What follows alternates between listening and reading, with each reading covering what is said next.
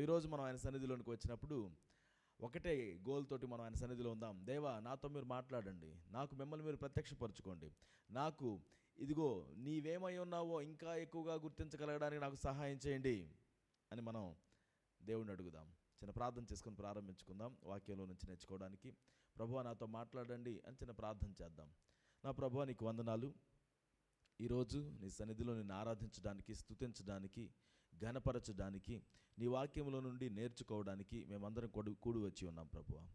మమ్మల్ని అందరినీ కూడా క్షేమంగా ఉంచుతూ మాకు కావాల్సిన ప్రతి దాన్ని కూడా మీరు అనుగ్రహించి అయ్యా, మీరు మమ్మల్ని నడిపించుతున్నటువంటి విధానాన్ని బట్టి నిన్ను స్తుతిస్తున్నాం. ఈ దినాన్న అయ్యా, నీ సన్నిధిలోనికి మేమందరం కూడా నీ యందు నమ్మకం ఉంచినటువంటి వారిగా కూడి వచ్చి ఉన్నాం. మాతో మీరు మాట్లాడండి, మేము నడవలసిన మార్గాన్ని మీరు మాకు బోధించండి. నా ప్రభువా, మీరు ఏమై ఉన్నారో మేము చూడగలుగుటకు మీరు మా కృప చూపించి నడిపించవలసిందిగా ప్రార్థిస్తూ ముందున్నటువంటి సమయాన్ని మీ చేతులకు అప్పగించుకుంటూ యేసుక్రీస్తు నామములో ప్రార్థించి అడిగి వేడుకొనుచున్నాము తండ్రి, ఆమేన్. బైబిల్ గ్రంథంలో నుంచి ఒక వాక్య భాగాన్ని మనం చదువుకుందాం. హెబ్రీయులకు రాసిన పత్రిక 7వ అధ్యాయం 26వ వచనాన్ని చదువుకుందాం. హెబ్రీయులకు రాసిన పత్రిక 7వ అధ్యాయం 26వ వచనం. పవిత్రుడును నిర్దోషియు నిష్కల్మషుడును పాపులలో చేరక ప్రత్యేకముగా ఉన్నవాడును ఆకాశ మండలము కంటే మిక్కిలి హెచ్చైన వాడునైనా ఇట్టి ప్రధాన యాజకుడు మనకు సరిపోయినవాడు. ఒకసారి మనం అందరం కూడా బిగ్గరగా ఈ వచనాన్ని నాతో పాటుగా చెప్పాలని ఆహ్వానిస్తున్నాను.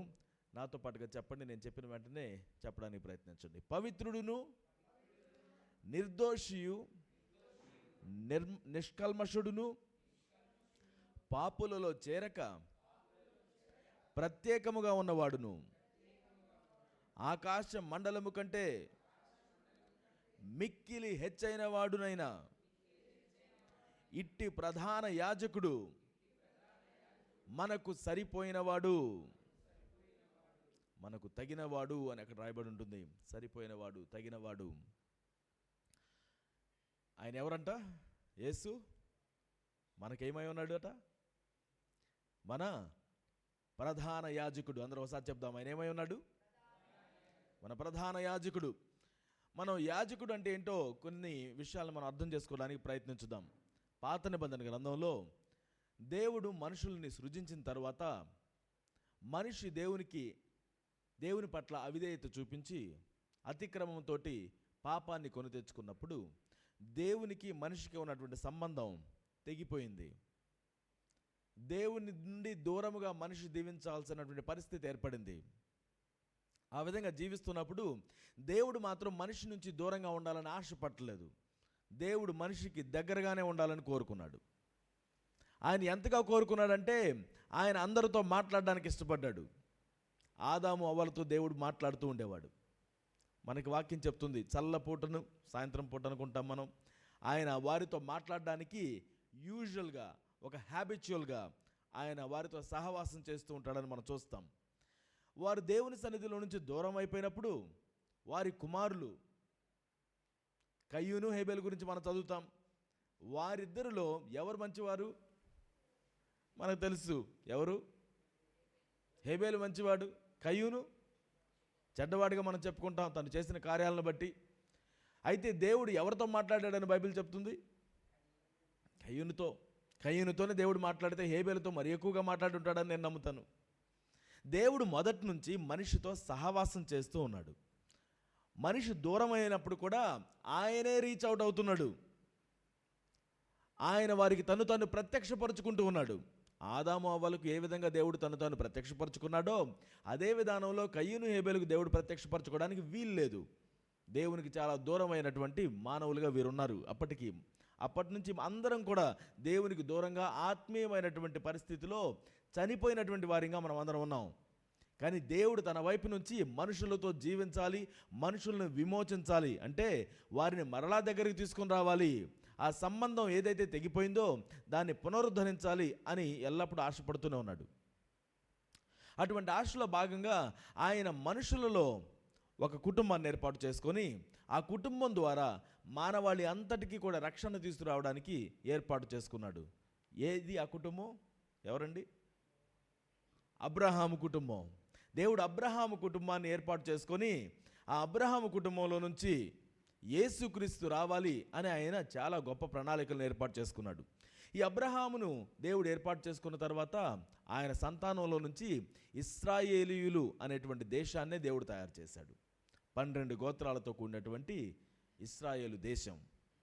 ఆ దేశాన్ని దేవుడు నిర్మించడం ప్రారంభించినప్పుడు ఆయన వాటికి ఆ ప్రతి గోత్రానికి సంబంధించినటువంటి నియమాలను ఆయన ప్రవేశపెట్టాడు. ఈ అబ్రహాము కుమారులుగా ఉన్నటువంటి ఇశ్రాయేలీయులు ఐగుప్తు దేశంలో బానిసలుగా ఉన్నప్పుడు దేవుడు ఆ బానిసత్వంలో నుంచి తన మహాకార్యములను జరిగించి అక్కడి నుంచి వారిని బయటికి నడిపించాడు. అలా నడిపించిన తర్వాత అరణ్యంలో వీరందరినీ కూడా ఆయన నడిపిస్తూ తన ధర్మశాస్త్రాన్ని ఇవ్వడం జరుగుతుంది. ఆ ధర్మశాస్త్రాన్ని మోషే అనే నాయకుడి ద్వారా దేవుడు తీసుకొని వచ్చాడు. ప్రవక్త అయిన మోషే ద్వారా ధర్మశాస్త్రం ఇవ్వబడింది.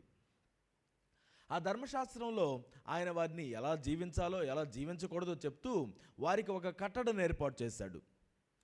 దేవుడు మనిషితో ఉండాలనుకుంటున్నాడు కదా, మరి ఉండొచ్చు కదా వచ్చి అని మనం అనుకోవచ్చు. దేవుడు మనిషితో డైరెక్ట్గా రావడం వచ్చి ఆయన తాను ప్రత్యక్షపరచుకుంటే మనిషికి అది చాలా హానికరంగా మారింది. చాలా హానికరంగా మారింది. సూర్యుడు ఉన్నాడు, చాలా వెలుగిస్తున్నాడు, వెలుగ్గా ఉంటాడు కదా అని ఇంట్లో తెచ్చిపెట్టుకుంటామా? ఏమైపోతాం? భగ్గున మసైపోతాం. You cannot go to him, you cannot bring him. దేవుడు కూడా చాలా వెలుగువంతమైనటువంటి దేవుడిగా ఉంటే ఆయన యొక్క కాంతి మనకి ఎంత మేలో అంత ప్రమాదకరంగా కూడా ఉండేది. కానీ దేవుని ఆశ మాత్రం మనతో వచ్చి జీవించాలని. అలాంటప్పుడు దేవుడు ఒక డిజైన్ని మోషేకి అప్పగించి ఆ డిజైన్ని ప్రత్యక్ష గుడారం అని పేరు పెట్టాడు. ఈ ప్రత్యక్ష గుడారం అనేటువంటిది పరలోకంలో చూసేటువంటి వస్తువులు, అక్కడి పరిస్థితులను భూమి మీద ఛాయాచిత్రంగా చూపించేటువంటిది. అంటే ఒకటేదైనా మనం చూసి బొమ్మ గీసినట్టుగా. నువ్వు తాజ్మహల్ వెళ్ళావు, చూసావు, చాలా బాగుంది, నువ్వు వచ్చి తాజ్మహల్ ఎలా ఉంటుందంటే బొమ్మ గీసి చూపిస్తావు. నువ్వు గీసింది తాజ్మహల్ కాదు, తాజ్మహల్ యొక్క చిత్రం. మోషేకు దేవుడు పరలోకంలో ఉన్నటువంటి వస్తువులు, వాటికి సంబంధించిన పరిస్థితులను చూపించేటువంటి ఆ యొక్క ఛాయాచిత్రాన్ని మోషేకు అప్పగించాడు. ఒక బ్లూ ప్రింట్, దాన్ని చూపించేవి లేకపోతే దాని గురించి వర్ణించేటువంటి వస్తువుల్ని ప్రత్యక్ష గుడారంలో ఆయన చేపించడం జరిగింది. ఇది మనం మోషే ప్రత్యక్ష గుడారంలో చూస్తాం. దానిలో 3 భాగాలు ఉన్నాయి. మొదటి భాగాన్ని ఆవరణం అంటాం, రెండో భాగాన్ని పరిశుద్ధ ప్రదేశం అంటాం, పరిశుద్ధ స్థలం, మూడవ భాగాన్ని అతి పరిశుద్ధ స్థలం అంటాం. పరిశుద్ధ స్థలంలో, అతి పరిశుద్ధ స్థలంలో ఇక్కడంతా కూడా రకరకాల వస్తువులతో నింపబడి ఉంటాయి. ముఖ్యంగా ఆవరణంలో మనం ప్రారంభిస్తే, ఆవరణంలో ఆ ప్రత్యక్ష గుడారం మొత్తానికి ఎంటర్ అవ్వడానికి ఒకటే గేట్ ఉంటుంది, ప్రధాన గుమ్మం ఉంటుంది. దాని నుండి వచ్చిన తర్వాత ఒక బలిపీఠం ఉంటుంది, దాని మీద బలులు అర్పిస్తూ ఉంటారు. దాని తర్వాత ఈ బలులు అర్పించినటువంటి వారు కడుక్కోవడం కోసం, శుద్ధీకరణ కోసం అక్కడ ఒక గంగాళ, ఒక పాత్ర ఏర్పాటు చేయబడి ఉంటుంది. తొట్టి లాంటిది, నీటితో కూడినటువంటి ఒక ఇత్తడి పాత్ర.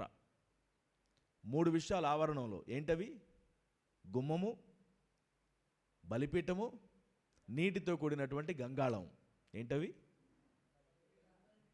గుమ్మము, బలిపీఠము, నీటితో కూడినటువంటి ఒక పాత్ర, గంగాళం అని అంటాం.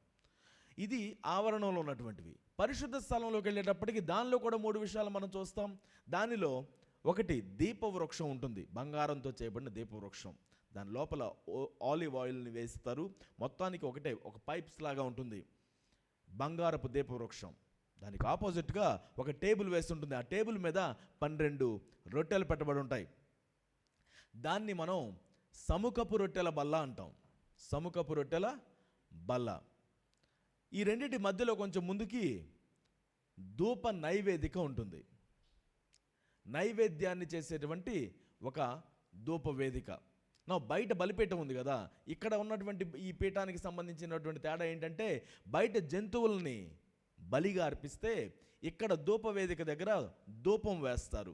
అంటే సాంబ్రాణి, ఇటువంటి సువాసన వెదజల్లేటువంటి వాటిని ఇక్కడ టైం టు టైం దేవునికి అర్పణగా నైవేద్యంగా వారు ఇస్తూ ఉంటారు. ఇది ఎక్కడ జరుగుతుంది? పరిశుద్ధ స్థలంలో. దాని తరువాత అతి పరిశుద్ధ స్థలంలోకి మనం వెళ్ళామనుకోండి. అతి పరిశుద్ధ స్థలంలో ఏముంటుందంటే ఒక పెద్ద పెట్టెలాగా నిబంధన మందసం ఉంటుంది. నిబంధన మందసం ఏముంటుంది? ఆర్క్ ఆఫ్ కవెనెంట్, నిబంధన మందసం ఉంటుంది. ఈ నిబంధన మందసం ఒక పెట్టెలాగా ఉంటే దానిపైన కరుణాపీఠం ఉంటుంది. ఏముంటుంది? కరుణాపీఠం. ఆ కరుణాపీఠం పైన దేవదూతల ఆకారాలు చెక్కబడి ఉంటాయి. దేవదూతల ఆకారాలు, కెరూబుల ఆకారాలు ఉంటాయి. అటువంటి కెరూబుల మధ్యలో నుంచి, ఆ ఆకారాల దగ్గర నుండి, ఆ నిబంధన మందసం మీద నుండి దేవుడు ఇశ్రాయేలీయులతో మాట్లాడడానికి తన మహిమ ద్వారా దిగి వచ్చేవాడు. అలా ఆ విధంగా అతి పరిశుద్ధ స్థలంలోనికి దేవుడు వచ్చినప్పుడు ఆ చుట్టూ ఉన్నటువంటి ఇశ్రాయేలీయులకి అది ప్రమాదకరంగా కాకుండా దేవుడు దీన్ని డిజైన్ చేశాడు. ఇదే ప్రత్యక్ష గుడారం లేకుండా అదే స్థానంలోనికి దేవుని మహిమ దిగొస్తే అక్కడ ఉన్నటువంటి జనం అందరూ కూడా మరణిస్తారు. హానికరంగా ఉంటుంది. కాబట్టి దేవుడు ఆ విధంగా ఉండకుండా పరలోకంలో దేవుడు తన మహిమను ఎలాగైతే ఉంచుతాడో దానికి ఛాయారూపకంగా ఒక మందిరం లాంటి దాన్ని ఏర్పాటు చేశాడు. ఇప్పుడు దీనిలో ఎవరు పనిచేస్తారు అంటే ఈ 12 గోత్రాల్లో నుంచి లేవి అనే గోత్రాన్ని దేవుడు ఎన్నుకున్నాడు. లివాయిట్స్, లేవీయులు. ఆ లేవీయులకు మాత్రం దేవుడు ఏమన్నాడంటే మీరు మాత్రమే దీనిలో పనిచేయాలి. మిమ్మల్ని యాజకులు అని పిలుస్తాం. ఏమని పిలుస్తాం? యాజకులు అని పిలుస్తాం. ఈ యాజకులకు మరలా స్వతహాగా మిగతా గోత్రాల వారిలాగా వారికి సపరేట్గా ఏమి ఇవ్వబడవు. ప్రదేశాలు కానివ్వండి, వారి పనులు కానివ్వండి, మిగతా ఏవి ఇవ్వబడవు. వీరి పని అంతా ఈ గుడారం దగ్గర పనిచేయడమే. ఆ గుడారాన్ని ఏర్పాటు చేయడం, ఆ గుడారాన్ని మోసుకొని వెళ్ళడం, ఆ గుడారంలో పరిచర్య చేయడం, రకరకాల వాళ్లకు ఆ గోత్రంలో ఉన్న వారికే రకరకాల పనులు అప్పగించబడతాయి. ఇశ్రాయేలీయుల సర్వ సమాజం అంటే మిగతా 11 గోత్రాలు ఎవరైతే ఉన్నారో వారందరూ కూడా, ఇశ్రాయేలీయులందరూ ఆ గుడారము ఎదుటికి వస్తారు. అక్కడికి వచ్చి తమ అర్పణలను అర్పిస్తారు, కృతజ్ఞతార్పణలు కూడా అర్పిస్తారు. అలానే వాళ్ళ పాపాల కోసం బలుల్ని తీసుకొని వస్తారు. అపరాధ పరిహారార్థ బలులు, పాప పరిహారార్థ బలులు, ఇట్లాంటి బలులు తీసుకొని వస్తారు. ఎవ్రీ టైం వాళ్ళలో ఎవరైనా ఏదైనా తప్పు చేశారనుకుందాం, దానికి సంబంధించి ఇప్పుడులాగా మనం మోకరించి చక్కగా ప్రభు అని తప్పు చేశాను నన్ను క్షమించు అని ప్రార్థన చేస్తే సరిపోయేది కాదు. అప్పుడు నువ్వు ఏదైనా అపరాధం చేస్తే అది చిన్నది కానివ్వండి, పెద్దది కానివ్వండి, అపరాధం ఎంత గొప్పదో దానికి సంబంధించినంతగా ఆ ధర్మశాస్త్రం చెప్పినట్టుగా వారు ఒక బలిని తీసుకొని రావాలి. ఆ బలిని తీసుకొచ్చి తమ పాపాలను ఒప్పుకొని ఆ బలికి దాన్ని అప్పగిస్తే యాజకులు దాన్ని తీసుకొని బలి అర్పించేవాళ్ళు. ఆ యొక్క పక్షి కానివ్వండి, లేకపోతే ఆ గొర్రెలు, కోడెలు ఏదైతే అర్పించబడ్డాయో వాటి రక్తం ద్వారా వీరు ఏదైతే పాపం చేశారో దాని వలన వీరు అర్పించాల్సిన రక్తం వీటి రక్తంగా అర్పించబడింది అన్నట్లుగా వారి పాపాలకి కొంచెం మాఫీ చేయబడతాయి. మనం ఎప్పుడైనా డబ్బులు తీసుకొని వేరే వాళ్ళ దగ్గర మొత్తం చెల్లించలేం కానీ కొంత చెల్లిస్తాం అన్నట్టుగా నెల నెల వడ్డీ పే చేసినట్టుగా ఇదంతా వడ్డీ వ్యాపారం అన్నమాట. ఎప్పుడు చేసినా వెళ్ళి అక్కడ ఈఎంఐ పే చేసి రావాలి, నెల నెల పే చేసి రావాలి. నువ్వెంత పాపి అయితే అంత ధనికుడిగా కూడా ఉండాలి. ఇక్కడ నువ్వు దాన్ని కొనాలి, అర్పించాలి, కొనాలి, అర్పించాలి, కొనాలి, అర్పించాలి. అందుకనే ఇవి అమ్మే వాళ్ళ యొక్క వ్యాపారం బాగా వర్ధిల్లేదు ఆ ఏరియాలో. యేసుక్రీస్తు వారు భూమి మీదకి వచ్చినప్పుడు కూడా మందిరం, యెరూషలేములో ఉన్నటువంటి మందిరంలో వీటి కోసమే ఆ గువ్వలు అమ్మేవాళ్ళు, ఈ బలి కోసం అర్పించేటువంటి ఆ యొక్క వస్తువులన్నిటిని అమ్మే వాళ్ళ యొక్క బలాలను చూసి ఆయన కోపం తెచ్చుకుంటాడు. వ్యాపారపు టిల్లులాగా మార్చేశారు నా మందిరాన్ని అని. ఎనీవేస్, ఇప్పుడు ప్రజలందరూ అక్కడికి వచ్చి అక్కడ వరకే, ఆవరణం వరకే వచ్చి వాళ్ళ యొక్క బలులు అర్పించేసేసి అక్కడే ప్రార్థించి తమ పాపాలు ఒప్పుకొని భయంతో అక్కడి నుంచి బయటికి వెళ్ళేవాళ్ళు. లోపల ఉన్నదంతా కూడా యాజకులు మాత్రమే జరిగించగలుగుతారు. ఏం జరిగించినా ఆ బలి అర్పించడం దగ్గర మొదలుకొని జరగాల్సిన ప్రతి యాక్టివిటీ యాజకులు మాత్రమే చేసేవారు. దీనిలో ఈ అతి పరిశుద్ధ స్థలం అని ఉన్నది చూడండి. అతి పరిశుద్ధ స్థలం, ఈ అతి పరిశుద్ధ స్థలం చాలా ప్రాముఖ్యమైనటువంటిది. మిగతాది ఆవరణంలో ఎవ్రీడే యాక్టివిటీస్ జరుగుతాయి, పరిశుద్ధ స్థలంలో ఎవ్రీడే యాక్టివిటీస్ జరుగుతాయి. ఆ గుడారం మొత్తానికి కూడా పరిశుద్ధ స్థలంలో ఉన్నటువంటి ఆ దీపస్తంభమే వెలుగునిస్తుంది.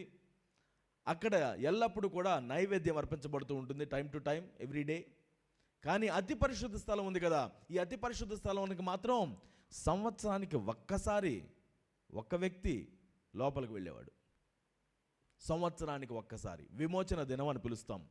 ఆ దినాన్న యాజకుడు లోపలికి వెళ్తాడు. ఆ విధంగా లోపలికి వెళ్ళగలిగినటువంటి యాజకుడిని ప్రధాన యాజకుడు అని పిలుస్తాం. ఏమని పిలుస్తాం? ఇప్పుడు మనం యేసు మన ప్రధాన యాజకుడుగా ఉన్నాడు అన్న విషయాన్ని అర్థం చేసుకోవడానికి ప్రయత్నిస్తున్నాం. ధర్మశాస్త్రానుసారంగా యాజకులలో ప్రాముఖ్యంగా నియమించబడినటువంటి ప్రధాన యాజకుడు ఒక్కడే కాదు, సమయం అయిపోయిన తర్వాత ఇంకొకరికి, ఆ వారి సమయం అయిపోయిన తర్వాత ఇంకొకరికి, వారి సమయం అయిపోయిన తర్వాత ఇంకొకరికి, ఈ విధంగా వంతుల వారీగా ప్రధాన యాజకత్వం అప్పగించబడుతూ ఉంది. అహరోను మొదలుకొని మొదటి ప్రధాన యాజకుడిగా అహరోను మనం చూస్తాం. అయితే ఈ ప్రధాన యాజకుడు ఆ అతి పరిశుద్ధ స్థలంలోనికి వెళ్ళడానికి సంవత్సరానికి ఒక్కసారి మాత్రమే పర్మిషన్ ఉంటుంది. ఆ రోజు వెళ్ళేటప్పుడు కూడా ఈ ప్రధాన యాజకుడు తన గురించి తాను కూడా బలి అర్పించుకోవాలి.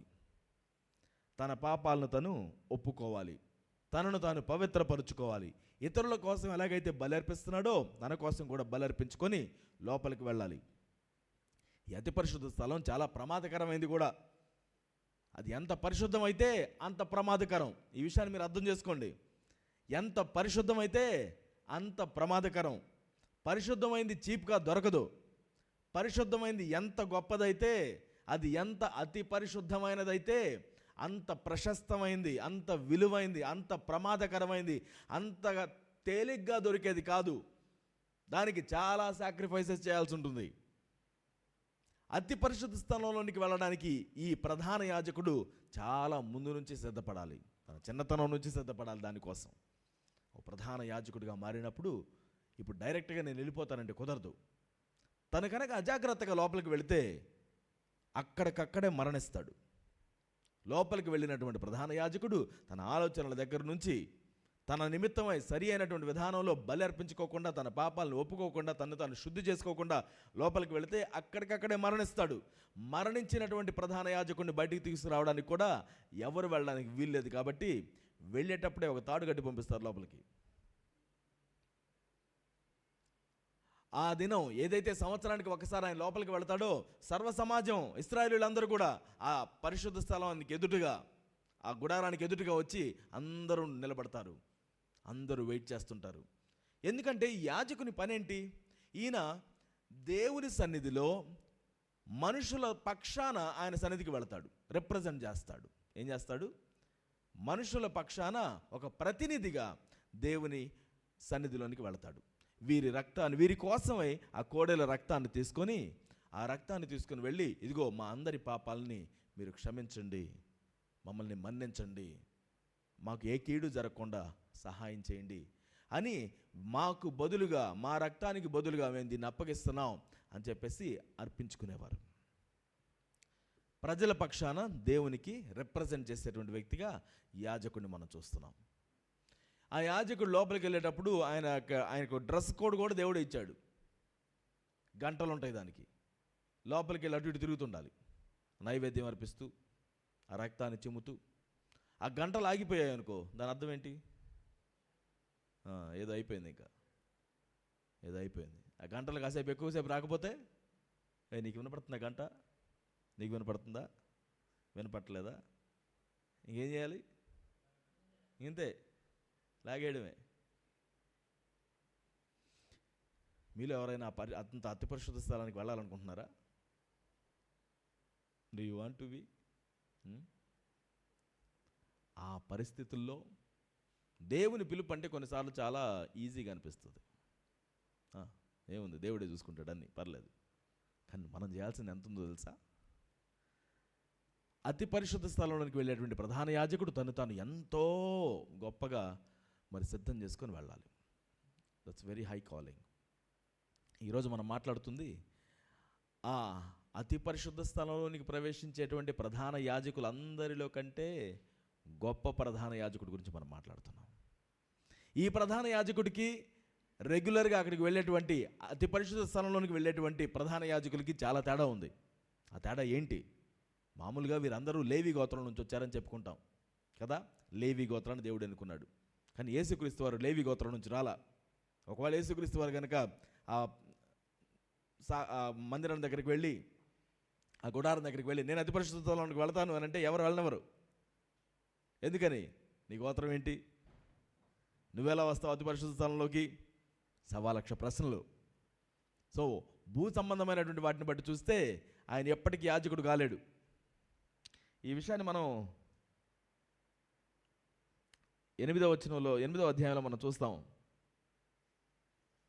4వ వచనం, ధర్మశాస్త్ర ప్రకారం అర్పణలు అర్పించువారు ఉన్నారు కనుక ఈయన భూమి మీద ఉన్న ఎడల యాజకుడై ఉండడు. అసలు భూమి మీద సాధారణంగా ఉంటే ఆయన యాజకుడిగా ఉండడానికి వీలే లేదు. మరి మనం ఏంటి ఆయన ప్రధాన యాజకుడు అని చెప్పుకుంటున్నాం? హెబ్రీయులకు రాసిన పత్రిక 4-8 అధ్యాయాలు ఇవన్నీ కూడా యేసుక్రీస్తు వారు ఎటువంటి యాజకుడు అనేటువంటి విషయం గురించి మనం చూడడానికి సహాయం చేస్తుంది. ఈ యొక్క ప్రధాన యాజకుడు చేస్తున్నటువంటి కార్యాలని ఒక 3 మనం గుర్తుపెట్టుకుందాం. మొట్టమొదటిది, ఇందాక మనం అనుకున్నట్టుగా, హీ రిప్రజెంటెడ్ ది పీపుల్. ప్రజల పక్షాన ప్రాతినిధ్యం వహించేవాడు. దేవుని సన్నిధిలో అందరి తరపున నిలబడేటువంటి వ్యక్తిగా ఉంటాడు. రెండవది, ఈ ప్రధాన యాజకుడు అందరి తరపున బలి అర్పించేవాడు, సాక్రిఫైసెస్ చేసేవాడు, బలి అర్పించేవాడు. మొదటిదేంటి? ప్రజల పక్షాన నేను ప్రతినిధిని, నేను నిలబడుతున్నా, వీళ్ళందరి పక్షాన నేను నిలబడతాను అని నిలబడతాడు. రెండవది, అందరి పక్షాన అందరి పాపం కోసం బలి అర్పించేవాడు, అందరి కోసం బలి అర్పించేటువంటి యాజకుడిగా ఉంటాడు. అలానే ఈయన అతి పరిశుద్ధ స్థలంలోనికి వెళ్ళేవానిగా ఉంటాడు. అతి పరిశుద్ధ స్థలంలోనికి వెళ్ళేవానిగా ఉంటాడు. యేసుక్రీస్తు వారి విషయంలో వీటన్నిటిలో తేడాలు ఉన్నాయి. ఆయన ఎలా చేశాడనేటువంటి విషయంలో ఆయన మామూలుగా లేవీ గోత్రంలో నుంచి రాలేదు. అయినప్పటికీ కూడా యాజకుడు అని మనం పిలుస్తున్నాం. ఎందుకని? ప్రజలందరి తరపున ఆయన తాను ప్రాతినిధ్యం వహించుకున్నాడు. ప్రజలందరి పక్షాన ఆయన అప్పగించబడ్డాడని మనం చూస్తున్నాం. ప్రజలందరి పక్షాన. ఇక్కడ మనం ఇందాక చూసినట్టుగా 7వ అధ్యాయంలో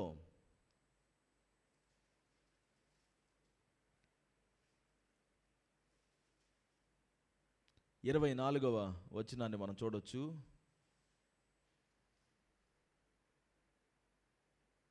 23 నుంచి చదువుదాం.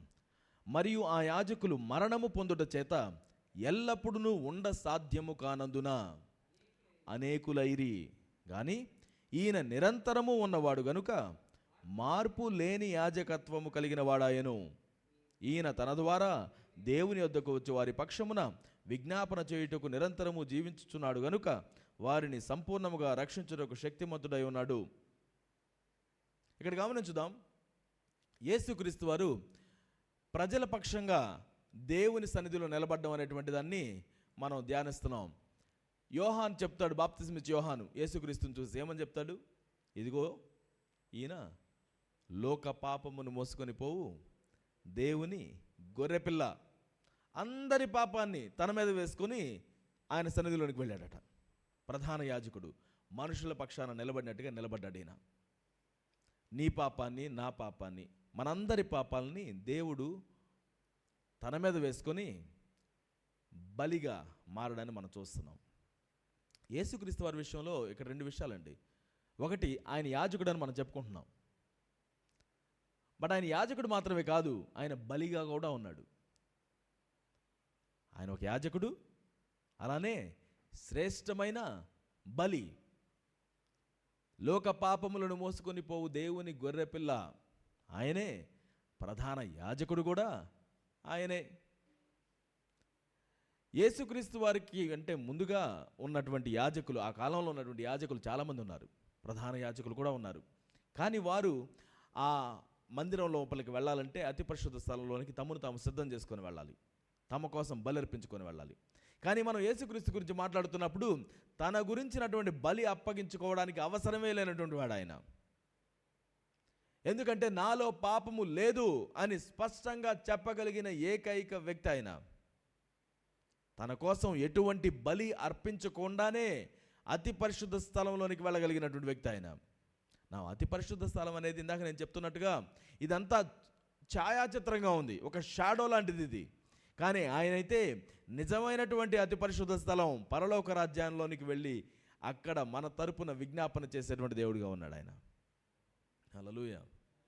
మన ప్రధాన యాజకుడు ఒక రక్తాన్ని తీసుకుని వెళ్ళి, ఇదిగో ఈ రక్తం ప్రస్తుతానికి సరిపెట్టుకోండి అని చెప్పేటువంటి వాడు కాదు ఆయన.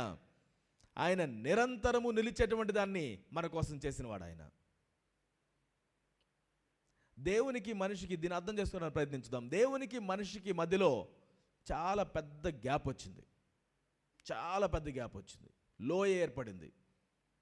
మనుషులు చేసిన అపరాధం వలన పెద్ద లోయ ఏర్పడింది. ఈ లోయను పోడ్చడం ఎవరి వల్ల కావడం లేదు. బ్రిడ్జి కట్టడం వల్ల కావడం లేదు.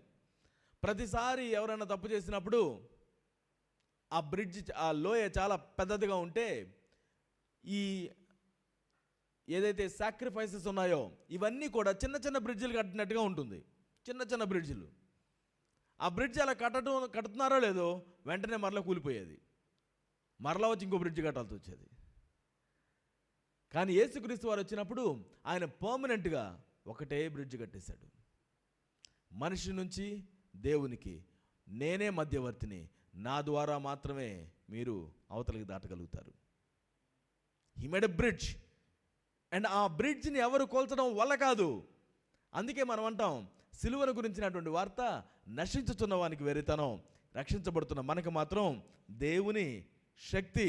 ఆయన తన చేతులను చాచి అలా నిలబడినప్పుడు మనుషులు ఒకవైపు ఉంటే దేవుడు మరొక వైపు ఉన్నట్లయితే ఈ ఇద్దరి మధ్యలో మధ్యవర్తిగా నిలబడినటువంటి వ్యక్తిగా ఆయన ఉన్నాడు.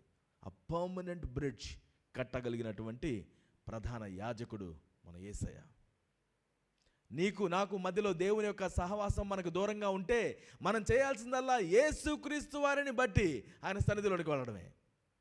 Because of Jesus, through Jesus, ఆయన ద్వారా, ఆయన గుండా పరలోక రాజ్యానికి, దేవుని సన్నిధిని మనం యాక్సెస్ చేసుకునేటువంటి వారిగా ఉంటున్నాం. దేవుడు మనకు అటువంటి ప్రశస్తమైన వరాన్ని ఇచ్చాడు. యేసు ద్వారా దేవునితో మనం సహవాసం చేయగలగడం. Once and for all. Once and for all. మనందరి మీద చాలా కేసులు ఉన్నాయి. మనందరి మీద చాలా కేసులు ఉంటే అపవాది మన మీద వాదించుతూ ఉన్నాడు. అనుదినం వాదిస్తున్నాడు. ఇదిగో వీడు ఇలాంటి వాడు, వాడు అలాంటివి చేశాడు, వీడి ఆలోచనలు ఇలాంటివి, బుద్ధి ఇలాంటిది, వక్రమైనటువంటి బుద్ధి, నువ్వెంతైనా మంచి చేయి, ఇంతే ఉంటుంది, అంతే ఉంటుంది. ఇలా రకరకాల విధానాల్లో అపవాది ఎప్పుడు కూడా మన మీద నేరారోపణ చేస్తాడు. మీకు గుర్తుందా, యోబు విషయంలో దేవుడు అడిగాడట, ఎక్కడి నుంచి వస్తున్నావు? భూమి మీద అటు ఇటు తిరిగి వస్తున్నా. ఇదిగో యోబు సంగతి ఏమైనా ఆలోచించావా? నా సేవకుడైనటువంటి యోబు సంగతి ఏమైనా ఆలోచించావా? అప్పుడు అపవాది ఏమంటున్నాడు? అమ్మో ఆయన చాలా గొప్పవాడు అంటున్నాడా? ఏమంటున్నాడు? నువ్వేదో కాపాడుతున్నావు కాబట్టి వాడు అలా ఉన్నాడు. కొంచెం నువ్వు కాపాడుకుంటూ పక్కన కూర్చో, నేను చూపిస్తా నిజమైనటువంటి స్టోరీ ఏంటో. ప్రయత్నం చేశాడు పాపం. దేవుడు అన్నాడు సరే చూసుకో. వెళ్ళాడు, రకరకాలుగా ప్రయత్నాలు చేశాడు. తనకున్న మామూలు ప్రయత్నాలు అంటేవి ఉన్నదంతా క్షణంలో పోగొట్టాడు. తన పిల్లలందరూ చనిపోయారు. తనకున్న ఆస్తి అంతా క్షణంలో వెళ్ళిపోయింది. ఒకటి తర్వాత ఒకటి దుర్వార్తలు ఆయన దగ్గరికి వస్తూనే ఉన్నాయి. ఏం చేయాలి? నీతిమంతుడు కదిలించబడ్డు. యోబు జీవితంలో తను చూస్తా ఒక్కొక్కటి దుర్వార్తలు వస్తుంటే నాకు టెన్షన్గా ఉంది, నాకు స్ట్రెస్ అయిపోతుంది, నా వల్ల కావట్లేదు, హార్ట్ అటాక్ వచ్చేసి బీపీలు పెంచుకొని కూర్చున్నాడా? నో, కదల్లా మనిషి అలానే నుంచున్నాడు. జరుగుతుందంతా తీసుకున్నాడు. ఒక్కటంటే ఒక్క మాట కూడా దేవునికి వ్యతిరేకంగా మాట్లాడలేదంట. ఎంత గొప్ప స్థిరత! దేవుని వాడు ఎంత స్థిరత్వాన్ని కలిగి ఉంటాడు యోబు మనకు చూపిస్తున్నాడు. ఈరోజు నీవు నేను అదే స్థిరత్వాన్ని మనం కలిగి ఉండడానికి మనం చూసుకోవాలి మన జీవితంలో. Do we really shake? ఉట్టిగా మారిపోతుంటామా? ఎందుకంటే యోబుని కదిలించడానికి వచ్చిన అపవాది ఈరోజు మనల్ని కూడా కదిలిస్తుంటాడు. అలా కదిలిస్తుంటాడు. గట్టిగా గిల్లి అరుస్తావు అరవా చూస్తానంటాడు. ఏం చేస్తావు? కేకలేస్తావు. నన్ను గిల్లితే ఏదో ఉంటుంది కదా చిన్నప్పుడు, నా పుట్టలో ఏలు పెడితే నేను కొరకనా? లేదన్నా నన్నే అన్నారు ముందు, నాదిగా తప్పు, వాళ్ళది. నా మీద అలా అన్నారు కాబట్టి నేను తట్టుకోలేకపోయాను, నేను చేయలేకపోయాను. సర్వము కోల్పోయినటువంటి యోబు. అప్పుడు మరలా వచ్చి ఏం చేశావు యోబు సంగతి అని దేవుడు అడిగితే, ఒకడు తన శరీరం కోసం ఏదైనా చేస్తాడు, తన ప్రాణం కోసం ఏదైనా చేస్తాడు అని అంటాడు. మళ్ళీ వచ్చి వీడి బాటే ఎప్పుడు నేరారోపణ చేయడమే, బాగా నిలబడ్డాడు అని ఎప్పుడు చెప్పలా. అప్పుడు మరలా వెళ్ళి తన శరీరాన్ని సరే ఏదైనా చేయి, ప్రాణం మాత్రం పోకూడదు. ఇప్పుడు వెళ్ళి అంతా కోల్పోయినట్టు యోబు ఆరోగ్యంగా ఉన్నాడు, దిట్టగా నిలబడి ఉన్నాడంటే నిలబడ్డానికి లేకుండా మొత్తానికి కూడా అలర్జీ లాగా వచ్చేసేసింది. ఆయన గోక్కుంటూ కూర్చోవలసిన పరిస్థితి, తన శరీరం కుళ్ళిపోయినట్టుగా అయిపోతుంది. బూడిదలో కూర్చున్నాడు. అప్పుడు కూడా దేవుని మీద ఉన్నటువంటి ధ్యానాన్ని ఏమాత్రం పక్కన పెట్టాల. యోబు గ్రంథంలో ఆయన మాటలు చదివితే లోపల నుంచి గగురు పొడుస్తుంది. ఎట్లా ఒక వ్యక్తి ఇలాంటి మాటలు ఆలోచించగలుగుతాడు ఇట్లాంటి పరిస్థితుల్లో కూర్చొని? మనకి ఏదైనా రాగానే తలనొప్పులు వచ్చేస్తాయి. నా మైండ్ బాగాలేదు, పక్కన తర్వాత ఆలోచిద్దాం. తిన్నగా ఆలోచించడం మన వల్ల కాదు. నేను చెప్తున్నాను, అపవాది మనం శోధించడం అనేటువంటిది రకరకాల విధానాల్లో, రంగుల్లో వస్తుంది. అది వచ్చినప్పుడు నువ్వు స్థిరంగా నిలబడి దేవుని మీద ధ్యానాన్ని కలిగి జీవించడం అనేటువంటిది యోబు నుంచి మనం నేర్చుకోవాలి. అందుకే ఇక్కడ ఏం మాట్లాడుతున్నాం? అపవాది మనిషి మీద నేరారోపణ చేయడం ఇంతగా ఉంటుంది. అటువంటి నేరారోపణ చేస్తూ ఉంటే యేసుక్రీస్తు అంటాడు, అవన్నీ పక్కెల్, నేనున్నాను ఇక్కడ, నా మీద నుంచి వచ్చేసాయి, దీన్ని ఎవ్వరు తీయలేరు, నీ గురించి ఎవ్వరు ఏదైనా చెప్ప, నేను నీ కోసం నిలబడి ఉన్నాను. దేవునికి మనిషికి మధ్యవర్తిని నేనే, నేను నీ పక్షాన నిలబడున్నాను. ఎవ్వరు ఏదైనా వాదించనివ్వు, నేను నీ పక్షాన లాయర్గా నిలబడుతున్నాను. ఎవడేం మాట్లాడతాడో చూద్దాం. నేను నీ పక్షాన ఉన్నటువంటి వకీల్ని, ఎవరు నీకు వ్యతిరేకంగా నిలబడతారు నేను చూస్తాను. నీకు వ్యతిరేకంగా రూపించబడిన ఏ ఆయుధము వర్ధిల్లదు, అది ఏదైనా కానివ్వండి, నేను నీ కోసం నిలబడుతున్నాను. నేను చెప్పి ఉన్నాను కదా, నేను వాగ్దానం చేసి ఉన్నాను కదా, నేను నిన్ను విడువను, ఎడబాయను, నా తోడు అని ప్రమాణం చేశాను. ఏం చెప్పాడు దేవుడు? నా తోడు అని ప్రమాణం చేశాడంట. నువ్వేం చేస్తావో చేసుకో, దేవుడు మాత్రం నీకు తోడుగానే ఉంటానని వాగ్దానం చేశాడు. నిరంతరము దానికి నువ్వేం చేసేది లేదు, ఆయన సంపూర్తిగా చేయగలిగిందంతా చేశాడు. ఒక డాక్టర్ కనుక ఒక రోగానికి మందులు ఇస్తుంటే ఆ ఇచ్చినటువంటి మందులను బట్టి కాసేపు మాత్రం ప్రశాంతంగా ఉండి దాని తర్వాత మరలా వచ్చేస్తూ ఉంటే ఎలా ఉంటుంది? ఒక ఆయనకి బాగా ఎలర్జీ ఉందంట. ఆ ఎలర్జీలో బాగా గీసుకుంటూ ఉంటాడు తన శరీరాన్ని, గీకి శరీరం అంతా పాడైపోతుంది. డాక్టర్ దగ్గరికి వెళ్తే డాక్టర్ ఒక మందు ఇచ్చాడు. ఆ మందు వేసుకున్న ఒక గంట సేపు మాత్రం భలే ఉంటుంది, ఆ గంట తర్వాత మళ్ళా ప్రారంభమవుతుంది. ఎలా ఉంటుంది? బాగుంటుందా? గంట సేపు బాగుంది కదా అని అనుకుంటారా? ఒక డాక్టర్ ఇచ్చేటువంటి మందు పని చేయకపోతే ఇంకో డాక్టర్ దగ్గరికి వెళ్ళి ఇంకో మందు తీసుకుంటాం, లేకపోతే డోసు మార్చమని చెప్తాం. అది ఇంకొంచెం ఎక్కువగా గంట ఉన్నది కాస్త 2 గంటలు నీకు రిలాక్సేషన్ ఇచ్చింది అనుకుందాం. అది సరిపోతుందా? పాత నిబంధనలో ఉన్నటువంటి యాజకులు చేసేటువంటి ఆ బలులు అన్నీ కూడా ఇలానే ఉండేవి. ఆ బలి అర్పించడం, ఓకే నా పాపాల నిండా ప్రాయశ్చిత్తం పొందాను అని ఇంటికి వెళ్ళడం, ఇంటికి వెళ్ళే దారిలోనే మరలా పడిపోవడం, మరలా పరిగెత్తుకుంటూ తర్వాత రావడం, అదే అపరాధ బలితోటి, అపరాధ భావనతోటి, గిల్టీ ఫీలింగ్ తోటి ఎల్లప్పుడూ జీవించాల్సినటువంటి పరిస్థితి, భయంతో వణికిపోవాల్సినటువంటి పరిస్థితి. అటువంటి పరిస్థితుల్లో యేసుక్రీస్తు వారు పెట్టినటువంటి ప్రాణం ద్వారా, ఆయన చెల్లించినటువంటి బలి ద్వారా, ఆయన ఇచ్చేటువంటి మెడిసిన్ ఎలా అయిందంటే నిత్యము ఇక ఏ మాత్రం కూడా అలర్జీ నీ జీవితంలోకి మరలా ప్రవేశించనీయకుండా ఉండే అంతగా ఆ మెడిసిన్ మనకు పనిచేస్తుంది. ఆయన మనకిచ్చినటువంటిది, ఆయన చిందించినటువంటి రక్తం మనల్ని పవిత్రులుగా చేస్తుంది. ఆ పవిత్రత ఎంత గొప్పదంటే ఆ పవిత్రత అపవిత్రత దాని మీదకి రానివ్వనంత గొప్పది. ఆ మధ్య ఎప్పుడో ఇంటికి వేసే పెయింటింగ్స్ గురించి ఒక యాడ్ చూశాను.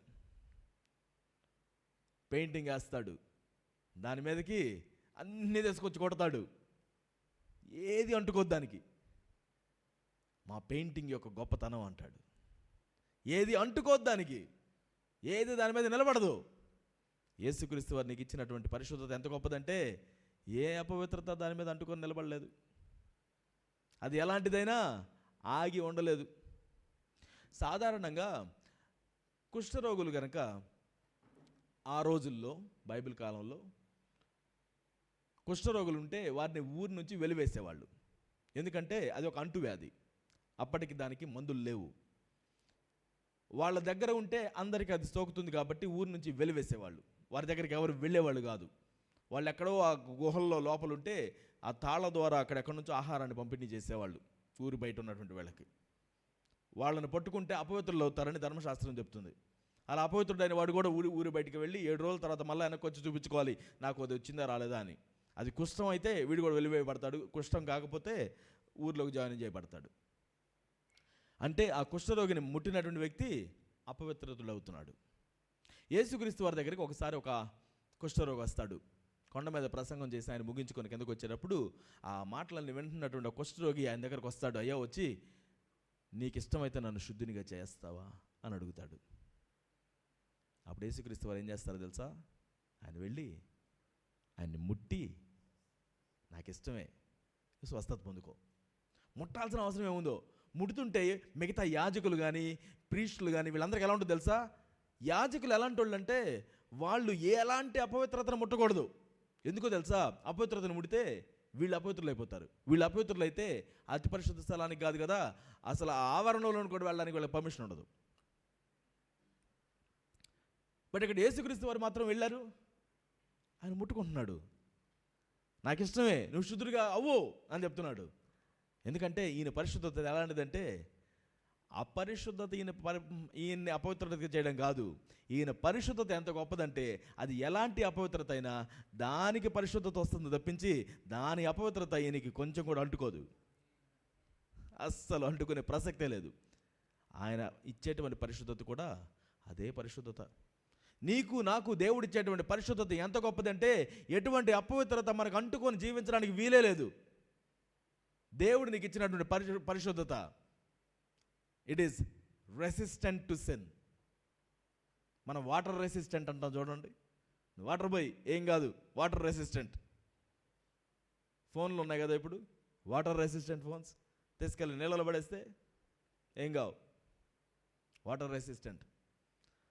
యేసుక్రీస్తునందు నిర్దోషిగా ప్రకటించబడి ఆయన రక్తం చేత కడగబడినవాడు సిన్ రెసిస్టెంట్గా ఉంటాడు. సిన్ రెసిస్టెంట్ అంటే పాపంలో నువ్వు జీవిస్తున్నప్పుడు, పాప లోకంలో నువ్వు జీవిస్తున్నప్పుడు పాపం మాత్రం నిన్ను అంటుకొని ఉండలేదు. బురదలో ఉన్నటువంటి ఆ తామర పువ్వులాగా నువ్వెప్పుడు కూడా సపరేట్గానే ఉంటావు. ఉప్పు నీళ్ళలో ఉన్నటువంటి చేప ఉప్పు పట్టనట్టుగా ఉన్నట్టే నువ్వు కూడా ఎటువంటి పాపం లేకుండా జీవిస్తావు. దేవుని మూలంగా పుట్టినవాడు పాపము చేయడు అని మనం ఎరుగుదుము, పాపములో నిలిచి ఉండడు అని మనం ఎరుగుదుము అనే వాక్యం చాలా స్పష్టంగా చెప్తుంది. యేసుక్రీస్తు వారి విషయానికి వస్తే అసలు ఆయనలో పాపమే లేదు, తన గురించి బలి అర్పించుకోవడానికి అవసరమే లేదు. అటువంటి గొప్ప ప్రధాన యాజకుడు మనకున్నాడు. ఆయన అప్పటికి చివరికి తనను తనుగా అప్పగించుకున్నాడు, వన్స్ అండ్ ఫర్ ఆల్. ఇక ఎల్లప్పుడూ ఎవ్వరు కూడా ఇక ఏ అర్పణ తీసుకుని రావాల్సిన అవసరం లేకుండా, ఎటువంటి బలి అర్పించాల్సిన అవసరం లేకుండా, ఇదిగో నా దగ్గరికి రండి, నేను నీకోసం బలి చెల్లించాను, నేను నీకోసం బలి చెల్లించాను, నీకోసం రక్తం కార్చాను, నా యందు విశ్వాసం ఉంచండి, మీలో ఎవ్వరు కూడా నశించిపోరు, ఎందుకంటే నేను నీకోసం మరణించి ఉన్నాను, నేను నీకోసం బలి అర్పగించి ఉన్నాను. యు ఆర్ హోలీ, నేను నిన్ను పరిశుద్ధపరిచి ఉన్నాను. దేవుడు మనతో చెప్తున్నటువంటి మాటలు ఈరోజు మనం అర్థం చేసుకుందాం. మన ప్రధాన యాజకుడు ఆయన మన కోసం ప్రాణం పెట్టి మాత్రమే అక్కడ వెళ్ళిపోలేదు. ఆయన ఏం చేస్తున్నాడో మనం చదువుతున్నాం. 25వ వచనం 7వ అధ్యాయం. ఈయన తన ద్వారా దేవుని యొద్దకు వచ్చు వారి పక్షమున, ఎవరి గురించి చెప్తున్నారు ఇక్కడ? యేసు ద్వారా దేవుని యొద్దకు వచ్చే మన పక్షమున విజ్ఞాపనము చేయుటకు నిరంతరము జీవించుచున్నాడు. ఏం చేస్తున్నాడట? నీ గురించి నా గురించి దేవుడు విజ్ఞాపన చేస్తున్నాడట. ఈ రోజుకి కూడా పరలోకంలో తండ్రి కుడిపార్శ్వమున ఆసీనుడైనటువంటి వానిగా విజ్ఞాపన చేస్తున్నాడు. పాత నిబంధనలో ఉన్నటువంటి యాజకులు ఆ మందిరం లోపలికి వెళ్ళి అతి పరిశుద్ధ స్థలంలోకి కూడా వెళ్ళి అక్కడ తిరుగుతూ పరిచర్య చేసి మరలా వెనక్కి రావాల్సిన వాళ్ళే. అక్కడ వీళ్ళు కూర్చోడానికి లేదు. కానీ యేసుక్రీస్తు వారు సంపూర్తి చేశారు కాబట్టి, ఆ బలియాగాన్ని సంపూర్తి చేశారు కాబట్టి ఇప్పుడు ఆయన అక్కడే కూర్చొని ఉన్నారు. ఇంతకు ముందు ఉన్నటువంటి యాజకులు దాన్ని సంపూర్తి చేసేవాళ్ళు కాదు, తిరిగి రావాల్సిన వాళ్ళే, మరలా బలర్పించి వెళ్ళవలసిన వాళ్ళే. కానీ ఈయన సంపూర్తి చేసినందుకు ఇదిగో అతి పరిశుద్ధ స్థలమైనటువంటి నిజమైనటువంటి దానిలో ఛాయారూపకంగా కాదు, పరలోక రాజ్యంలో నిత్యము కూడా జీవించేటువంటి ఆ స్థానంలో ఆయన కూర్చుని నీ పక్షంగా నా పక్షంగా విజ్ఞాపన చేస్తున్నారట. ఎవరైనా వచ్చి నీకోసం నేను ప్రార్థన చేస్తున్నానంటే ఎంత బాగుంటుంది, ఎంత బాగుంటుంది. ఎవరైనా కష్టాల్లో ఉన్నటువంటి వాళ్ళ కష్టాలు చెప్తే ప్రార్థన చేద్దామండి అని చెప్పుకుంటాం. అంతకుమించి మనం ఏం చెప్పలేం. ప్రార్థన చేద్దాం, సహాయం చేయగలిగితే చేస్తాం, లేకపోతే ప్రార్థన చేస్తాం. బలాన్ని ఇస్తుంది. ఈరోజు మనం గుర్తుపెట్టుకుందాం, మన ప్రధాన యాజకుడు ఈ రోజుకి కూడా మన కోసం విజ్ఞాపన చేసేవానిగా ఉన్నాడు. ఒక టైం అండ్ టైం కాదు, ఎల్లప్పుడూ నీ గురించి నా గురించి విజ్ఞాపన చేస్తున్నాడు. అనేక మంది తన పక్షంగా నిలబడి విజ్ఞాపన చేసే వాళ్ళని కూడా దేవుడు లేవనెత్తుతున్నాడు. మనం ఒకటి చూస్తున్నాం, విజ్ఞాపనము చేయుటకు నిరంతరము జీవించుచున్నాడు గనుక వారిని సంపూర్ణముగా రక్షించుటకు శక్తిమంతుడై ఉన్నాడు. గమనించండి, రక్షణ అనేటువంటి విషయంలో మనం రక్షించబడ్డామా, రక్షించబడుతున్నామా, రక్షించబడబోతున్నామా? ఏమి నమ్ముతున్నారు మీరు? మనం రక్షించబడ్డామా, మనం రక్షించబడుతున్నామా, మనం రక్షించబడబోతున్నామా? ఏమి నమ్ముతున్నారు? మీరు గమనించాలి, ఈ మూడు కరెక్టే. మనం రక్షించబడ్డాం, యేసుక్రీస్తు వారి ద్వారా రక్షించబడ్డాం మనం. అలానే మనం రక్షింపబడుతున్నాము, ప్రతిదినం రక్షించబడుతున్నాం. మనం ప్రతిసారి ఆయన యొక్క పవిత్రతలోనికి నడిపించబడుతున్నాం. పరిశుద్ధపరచబడుట అంటాం మనం దాన్ని. రక్షించబడుతున్నాం, పరిశుద్ధపరచబడుతున్నాం ఆయన సన్నిధిలోనికి. నిత్యము మనం జాగ్రత్తగా జీవిస్తూ రక్షణను కాపాడుకోవడం గురించి మనం మాట్లాడతాం. తన యొక్క రక్షణను, భయంతో తన రక్షణను కాపాడుకునేవాడు ధన్యుడు. నువ్వు రక్షణను కాపాడుకుంటున్నావు, రక్షణలో జీవిస్తున్నావు, అనుదినం రక్షించబడుతున్నావు. అలానే this a day that is coming, ఆ రోజున మనం నిత్యము ఎల్లప్పుడూ కూడా రక్షించబడబోతున్నాం. ఇక ఏమాత్రం కూడా ఎటువంటి అనుమానానికి దారి లేకుండా మనం ఎల్లప్పుడూ నిత్యత్వం వరకు కూడా రక్షించబడిన వారిగా జీవించేవారిగా ఉండబోతున్నాం. ఆ రోజుల్లో ప్రభువా నన్ను రక్షించండి దీని నుంచి అని ప్రార్థించాల్సిన అవసరం లేనంతగా రక్షించబడబోతున్నాం. Those are the differences. మనం చూస్తున్నాం, ఎవరు మనకు రక్షించడానికి శక్తిమంతుడై ఉన్నాడు? మన కోసం విజ్ఞాపన చేయడానికి నిరంతరము జీవించుతున్నటువంటి వారిని సంపూర్ణంగా రక్షించడానికి శక్తిమంతుడైనాడు. ఆయనను బట్టి మనం రక్షించబడుతున్నాం, ఆయనను బట్టి మనం పూర్తిగా రక్షించబడబోతున్నాము. దేవునికి వందనాలు చెప్దాం. మన ప్రధాన యాజకుడు ఎలాంటి వాడో ఈ 26వ వచనంలో మనం చూస్తున్నాం. ఆయన పవిత్రుడు, ఆయన నిర్దోషి, ఆయన నిష్కల్మషుడు, ఆయన పాపులలో చేరక ప్రత్యేకముగా ఉన్నవాడు, ఆకాశ మండలము కంటే మిక్కిలి హెచ్చైన వాడునైనా ఇట్టి ప్రధాన యాజకుడు మనకు సరిపోయినవాడు. ధర్మశాస్త్రము బలహీనత గల మనుషులను యాజకులుగా నియమించును గాని ధర్మశాస్త్రమునకు తరువాత వచ్చిన ప్రమాణపూర్వకమైన వాక్యము నిరంతరమును సంపూర్ణ సిద్ధి పొందిన కుమారుని నియమించను గనుక ఈయన ఆ ప్రధాన యాజకుల వలె మొదట తన సొంత పాపముల కొరకు, తరువాత ప్రజల పాపముల కొరకును దినదినము బలులను అర్పింపవలసిన అవసరము గలవాడు కాడు. తన్ను తాను అర్పించుకున్నప్పుడు ఒక్కసారే ఈ పని చేసి ముగించెను. సంపూర్ణంగా పని చేసి ముగించినటువంటి దేవుడు మన ప్రధాన యాజకుడు. ఇక ఏమాత్రము అనుదినము మనం అయ్యో ఇంక నేనేం అర్పించాలి నా పాపాల కోసం అని అనుకోవాల్సిన అవసరం లేకుండా దేవుడు మన కోసం సంపూర్తిగా తను తాను అప్పగించుకున్నాడు. ఈరోజు లెట్ us be encouraged. ఆయన మన కోసం నిలబడినటువంటి దేవుడిగా ఉన్నాడు. ఈ రోజుకి కూడా ఆయన మన కోసం తనను తాను అర్పించుకున్నటువంటి దేవునిగా ఉన్నాడు. ఇక మనం ఏది అర్పించుకోవాల్సిన అవసరం లేకుండా అండ్ ఈరోజు ఆయనతో పాటుగా మనం నిత్యము జీవించడానికి దేవుడు మనల్ని ఆహ్వానిస్తున్నాడు, ఆయన సన్నిధిలో ఉండడానికి, అతి పరిశుద్ధ స్థలంలోనికి. ఈ పరిశుద్ధ స్థలానికి, అతి పరిశుద్ధ స్థలానికి మధ్యలో చాలా పెద్ద గోడ లాంటి కట్టెన్ ఉంటుంది. తెర అంటాం దాన్ని, అడ్డ తెర అంటాం. ఈ అడ్డు తెర గోడలాగా ఉంటుంది, చాలా మందంగా ఉంటుంది. ఈ అడ్డు తెర దాటి వెళ్ళడం అంటే వణుకు పుట్టాలి కదా. అటువంటి విధానంలో మోషే ప్రత్యక్ష గుడారం తర్వాత మందిరం కట్టబడుతుంది. సొలొమోను కాలంలో సొలొమోన్ టెంపుల్ అని పిలుస్తాం. దాని తర్వాత హేరోదు ద్వారా కట్టించబడిన టెంపుల్ ఉంది. యేసుక్రీస్తు వారు మరణించేటువంటి సమయానికి భూమి మీద అక్కడ ఉన్నటువంటి ఆలయంలో ఇదే విధంగా ఆ అడ్డతెర అనేది ఉంది. యేసుక్రీస్తు వారు సిలువలో మరణించిన అదే క్షణాన ఈ అడ్డుతెర పైనుంచి కిందకి చినిగిపోయిందట. పైనుంచి కిందకి, కింద నుంచి చించితే ఎవరైనా చించేశారనుకోవచ్చు, ఎందుకంటే చాలా పెద్దది అది. పైనుంచి కిందకి చినిగిపోయిందట. పరలోకం నుంచి దేవుడే దాన్ని సంపూర్తిగా తొలగించేసి, ఇదిగో మీరందరికీ ఆహ్వానం అతి పరిశుద్ధమైనటువంటి స్థలంలోనికి, ఛాయాచిత్రంగా ఉన్నటువంటి ఈ ఆలయంలోనికి కాదు, నిత్యము జీవించేటువంటి నా సన్నిధిలోనికి మిమ్మల్ని అందరినీ నేను ఆహ్వానిస్తున్నాను అని దేవుడు మనల్ని ఆహ్వానించాడు. ఈ రోజున మనల్ని చూసి ఆయన అంటున్నాడు, మీరు రాజులైన యాజక సమూహం. దేవుని పక్షంగా నిలబడిన యాజకులుగా మనం ఉన్నాం. మనం కనిపించవచ్చు, నేను పాస్టర్ని కాదండి, నేను యాజకుడిని కాదండి, నేను మీకు కనిపించవచ్చేమో. ఆయన అంటున్నాడు, మీరు ఏర్పాటు చేయబడినటువంటి వారు, మీరు యాజక సమూహంగా ఉన్నటువంటి వారు. నా యొద్దకు రావడానికి మీకు యాక్సెస్ ఉంది. ప్రయాసపడుతూ భారం వచ్చినటువంటి సమస్త జనులారా నా యొద్దకు రండి. నీ క్వాలిఫికేషన్స్ నాకు అవసరం లేదు. Come to me. నా పరిశుద్ధతలో పాలిపంపులు పంచుకో. నేను ఇక్కడ నీ కోసం విజ్ఞాపన చేస్తున్నాను. I'm ready for you. Can you come to me? నా దగ్గరకు వస్తావా? ఈరోజు మన ప్రధాన యాజకుడిని మనం జ్ఞాపకం చేసుకుందాం.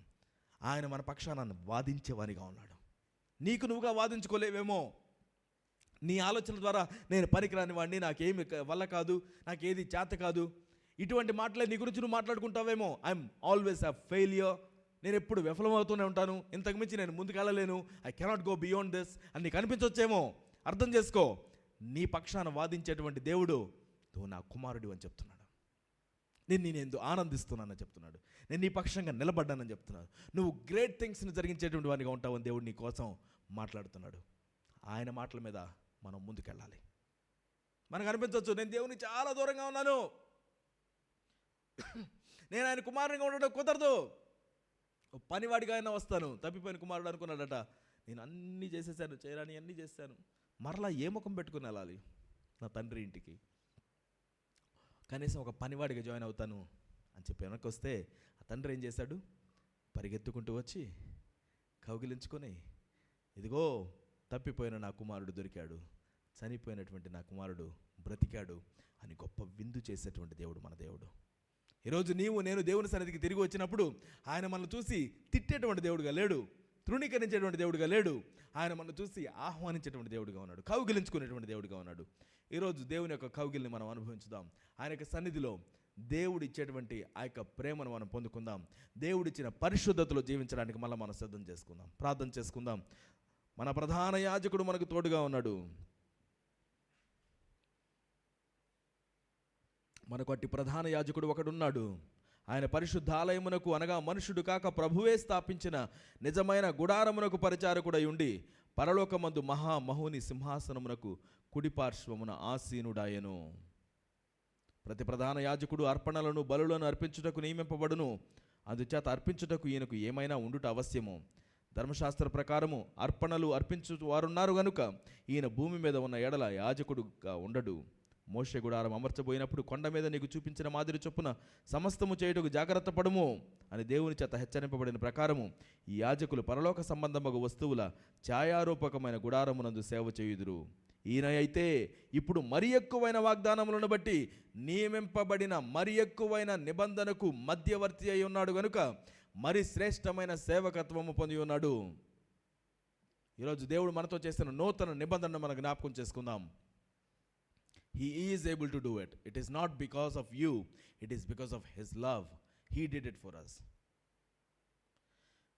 దేవా, నా ప్రధాన యాజకుడా, నీకు వందనాలు. ఆయన వైపు నాకు మళ్ళీ మనం ప్రతిష్ఠించుకుందాం. థ్యాంక్ఫుల్గా ఉందాం దేవుని సన్నిధిలో.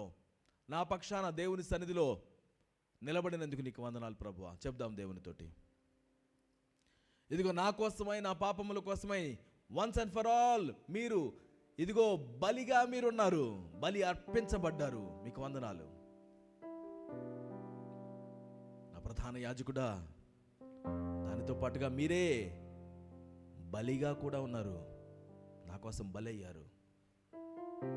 నన్ను మీ యొక్క స్థానంలోనికి మీరు పిలుస్తున్నారు, అతి పరిశుద్ధ స్థలంలోనికి రావడానికి పిలుస్తున్నారు.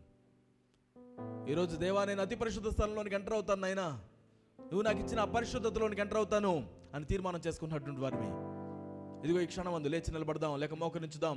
ఆయన వైపు తిరిగి, ప్రభువా ఇదిగో నా కోసం మీరు ఎంతగా చేశారు, నేను మీతో సహవాసంలో జీవిస్తాను నాయన, ఇదిగో నీ సహవాసంలో నేను ముందుకు నడుస్తాను ప్రభువా, అతి పరిశుద్ధ స్థలంలో నిలిచి ఉండేటువంటి వానిగా ఉంటాను ప్రభువా. తీర్మానం చేసుకుందాం ఆయన సన్నిధిలో. ఆయన బలి ఏమాత్రము కూడా పనికిరాందిగా ఉండకూడదు మన జీవితంలో. He did it all for you and me. నీకే వందనం యేసయ్యా. ప్రార్థన చేద్దాం, మళ్ళీ మనం అప్పగించుకుందాం దేవునికి. యేసయ్యా, నా ప్రాణాత్మ శరీరమును నీకర్పిస్తున్నానయ్యా. యేసయ్యా,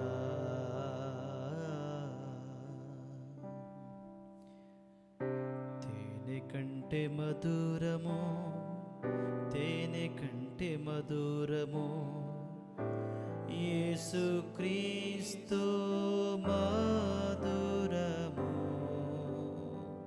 రుచి చూచి ఎరిగి తిని యేసయ్య కృపలను, యేసుక్రీస్తు మధురము.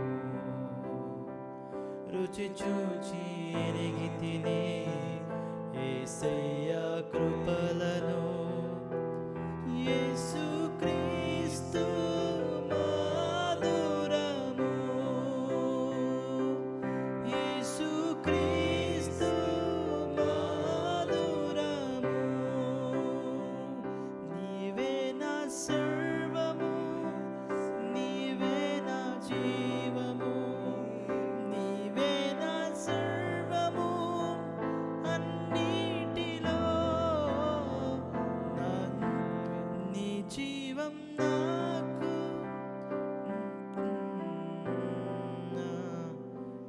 సర్వము అన్నిటిలో,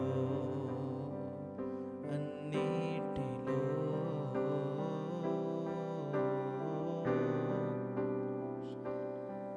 నా జీవము నీ కొరకేనయ్యా, నా ప్రాణమా ఓ యేసయ్యా. దేవా నీ నామము ఎంతో గొప్పది, దేవా నీ నామము ఎంతో గొప్పది, దేవా నీ నామము ఎంతో గొప్పది, దేవా నీ నామము ఎంతో గొప్పది. నీ నామము ఎంతో గొప్పది, నీ నామము ఎంతో గొప్పది, నీ నామము ఎంతో గొప్పది, దేవా నీ నామము ఎంతో గొప్పది, నీ నామము ఎంతో గొప్పది, నీ నామము ఎంతో గొప్పది, దేవా. ఆకాశములో నీ మహిమను చూసేవాడవు, పసిపిల్లల స్తుతులతో దుర్గమును స్థాపించేవాడవు. ఆకాశములో నీ మహిమను చూపేవాడవు, పసిపిల్లల స్తుతులతో దుర్గమును స్థాపించేవాడవు. నీ నామము ఎంతో గొప్పది, నీ నామము ఎంతో గొప్పది, నీ నామము ఎంతో గొప్పది, దేవా నీ నామము ఎంతో గొప్పది, నీ నామము ఎంతో గొప్పది, నీ నామము ఎంతో గొప్పది, దేవా నీ నామము ఎంతో గొప్పది, నీ నామము ఎంతో గొప్పది, నీ నామము ఎంతో గొప్పది, దేవా. అంతకలిసి నీ నామము ఎంతో గొప్పది, నీ నామము ఎంతో గొప్పది, నీ నామము ఎంతో గొప్పది, దేవా.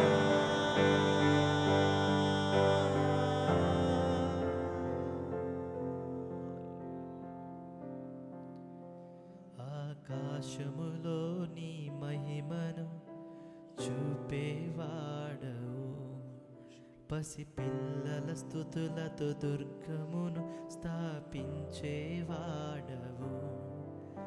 ఆకాశములో నీ మహిమను చూపేవాడవు, పసిపిల్లల స్తుతులతో దుర్గమును స్థాపించేవాడవు. నీ నామము ఎంతో గొప్పది, నీ నామము ఎంతో గొప్పది, నీ నామము ఎంతో గొప్పది, దేవా. యేసు నామములోనే రక్షణ, యేసు నామములోనే విడుదల, యేసు నామములోనే రక్షణ, దేవా.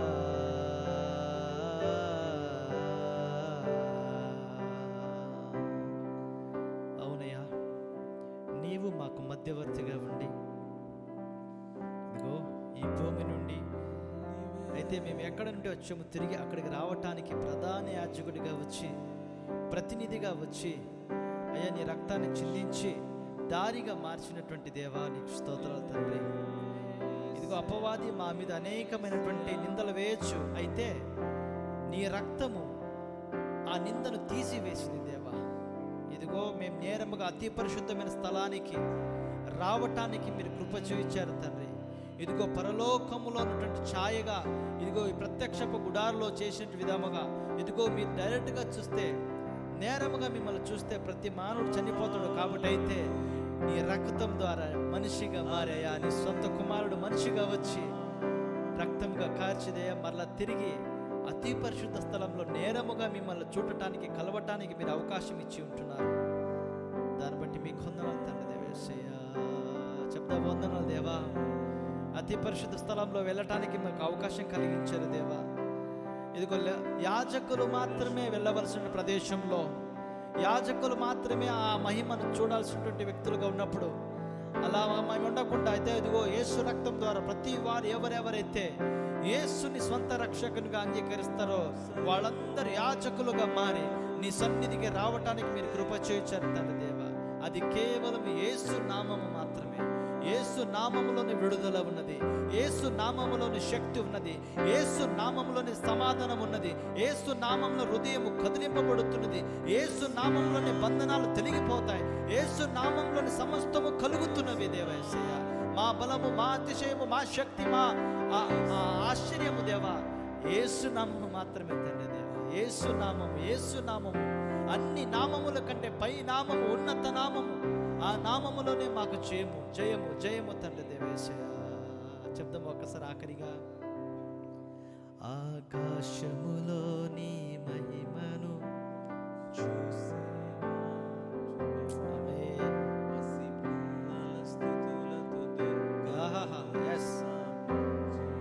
మనం ఆరాధిస్తున్నట్టు అద్భుతము. ఆకాశములోని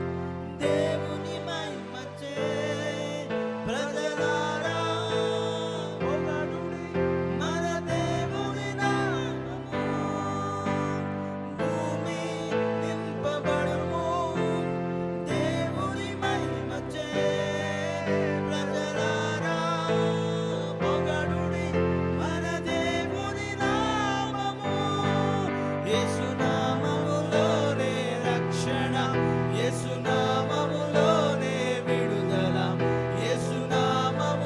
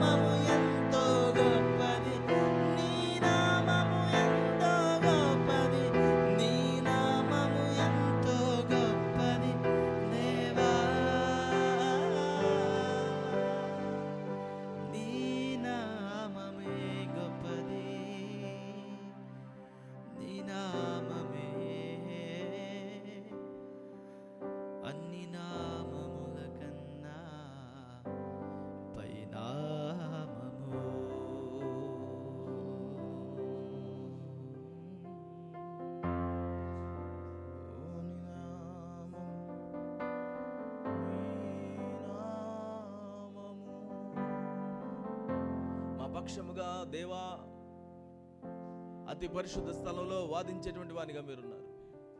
మా పక్షముగా నిలబడి ఇదిగో విజ్ఞాపన చేసేటువంటి వానిగా మీరున్నారు. మా పక్షముగా మిమ్మల్ని మీరే అర్పించుకున్న వారిగా మీరున్నారు. ఇదిగో ప్రభువా, మిమ్మల్ని బట్టి మేము ధైర్యము తెచ్చుకుందుము గాక. మా ప్రధాన యాజకుడు మాకు తోడుగా ఉన్నాడు. మా ప్రధాన యాజకుడు ఇదిగో మరొకరితో అవసరం లేనటువంటి వాడు. మా ప్రధాన యాజకుడు పరిశుద్ధుడు.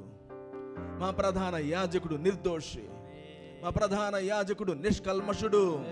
మా ప్రధాన యాజకుడు పాపములలో చేరకుండా ప్రత్యేకముగా ఉన్నవాడు. మా ప్రధాన యాజకుడు ఆకాశ మండలము కంటే మిక్కిలి హెచ్చైన వాడు. మన ప్రధాన యాజకుడు మనకు సరిపోయినవాడు, మాకు చాలినవాడు. ఇక ఎట్టి అవసరత లేనటువంటి వారిగా ఇదిగో సంతుష్ట సహితమైన భక్తిని కలిగిన వారిగా జీవించగలడం సాధ్యం. మా ప్రధాన యాజకుడు దాన్ని ఏర్పాటు చేసి ఉన్నాడు. ఓ దేవా, మా కోసం నిండి బలిగా అప్పగించుకున్నటువంటి దేవా వందనం. Worship you lord.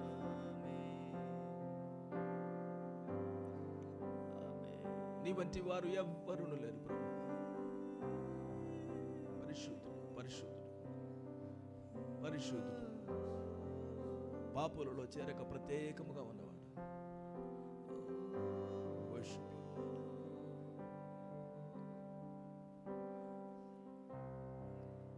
నీవే నా ప్రాణము, నీవే నా సర్వము, నీవే నా జీవము యేసయ్యా.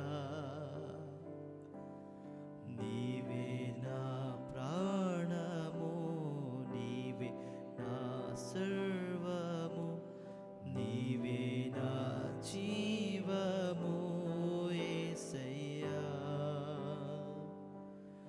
మరువలేను నీదు ప్రేమ, విడువలేనయా నీదు స్నేహం. మరువలేను నీదు ప్రేమ, విడువలేనయా నీదు స్నేహం. తోడు నీవే, నా నీడా నీవే, జీవించుటకు ఆధారం నీవే. తోడు నీవే, నా నీడా నీవే, జీవించుటకు ఆధారం నీవే. అపాయం రాకుండా కాపాడువాడవు, నిన్ను నేను ఆరాధింతును. అపాయం రాకుండా కాపాడువాడవు, నిన్ను నేను ఆరాధింతును. మరువలేను నీదు ప్రేమ, విడువలేనయా నీదు స్నేహం. మరువలేను నీదు ప్రేమ, విడువలేనయా నీదు స్నేహం.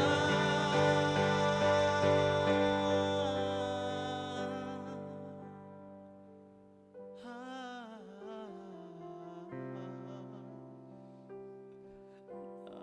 బలమా, నా కాపరి, ఆకాశము కంటే ఉన్నతమైన వాడ నీకంటికెవరయ్యా మాకు. నీ ప్రేమ మమ్మల్ని ఆదరించెను, నీ కరుణయే ఆదరించెను. నీ ఆదరణ యేసయ్యా. ప్రధాన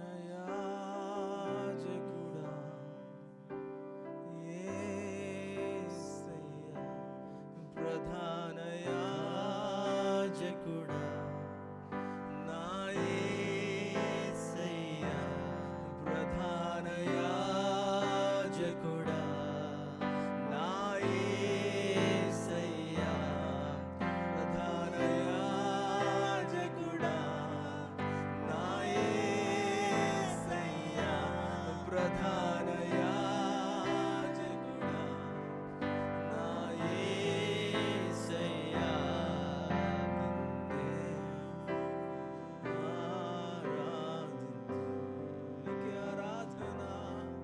నిన్నే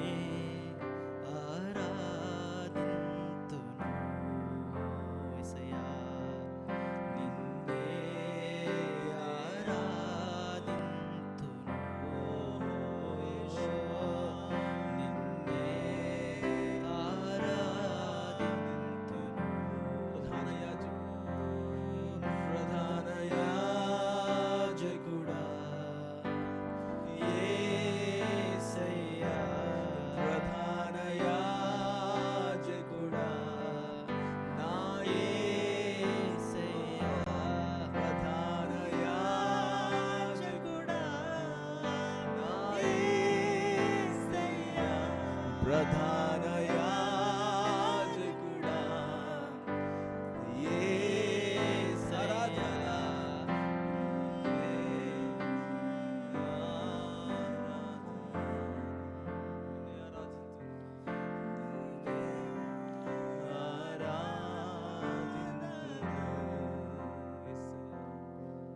నిన్నే ఆరాధింతును నిన్నే ఆరాధింతును పవిత్రుడా నిర్దోషి నిష్కల్మషుడా ఆమేన్ ప్రత్యేకమైన వాడా పవిత్రుడా నిర్దోషి నిష్కల్మషుడా ప్రత్యేకముగా ఉన్నవాడా ప్రధాన యాజకుడా యేసయ్యా ప్రధాన యాజకుడా యేసయ్యా ప్రధాన యాజకుడా యేసయ్యా ప్రధాన యాజకుడా యేసయ్యా నిన్నే ఆరాధింతును నిన్నే ఆరాధింతును నిన్నే ఆరాధింతును నిన్నే ఆరాధింతును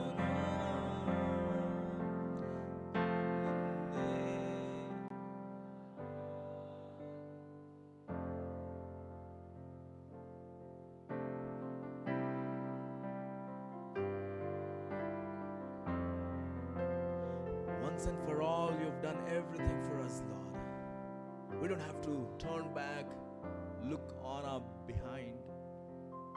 You have said it all, once and for all. ఒక్కసారిగా మాకున్న సమస్తమును కూడా అయా పాప భీతి నుంచి తొలగించి, ఇదిగో అపరాధ భావన నుంచి తొలగించి, ఇదిగో దాని నుంచి వచ్చేటువంటి ఆ పాపము నుంచి వచ్చే జీతమైన మరణము నుంచి తప్పించి నిత్య జీవితాన్ని మాకు అనుగ్రహించి పరిశుద్ధాత్మ ద్వారా మా యొక్క జీవితాలను మీరు కట్టుచు నీకు నివాస యోగ్యమైన మందిరములుగా మమ్మల్ని మీరు తీర్చిదిద్దుచున్నందుకు నీకు వందనాలు ప్రభువా.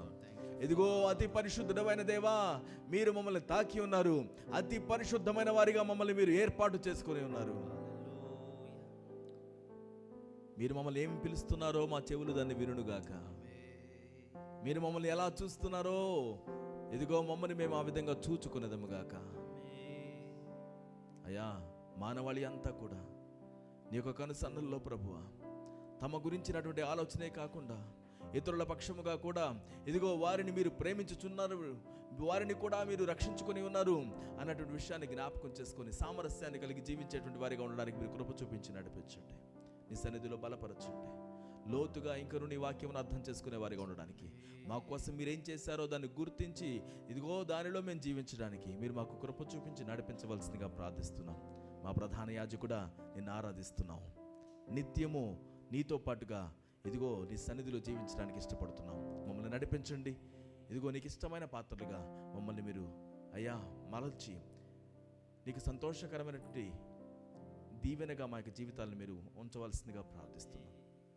ఈ వాక్యం విన్నటువంటి వారి జీవితాల్లో దీన్ని ఫలింపచేసి ప్రభువా వారి యొక్క సహవాసంలో ఇంకనూ అభివృద్ధి పొందడానికి, నీతో ఇదిగో సాన్నిహిత సంబంధాన్ని కలిగి ఉండడానికి మీరు కృప చూపించి నడిపించవలసిందిగా ప్రార్థిస్తూ మా ప్రభువును ప్రియరక్షకుడునైనటువంటి యేసుక్రీస్తు నామములో ప్రార్థించి అడిగి వేడుకొని పొంది ఉన్నాము తండ్రి. ఆమేన్. ఈ సమయంలో మనం ప్రభురాత్రి భోజనంలో పాల్గొందాం.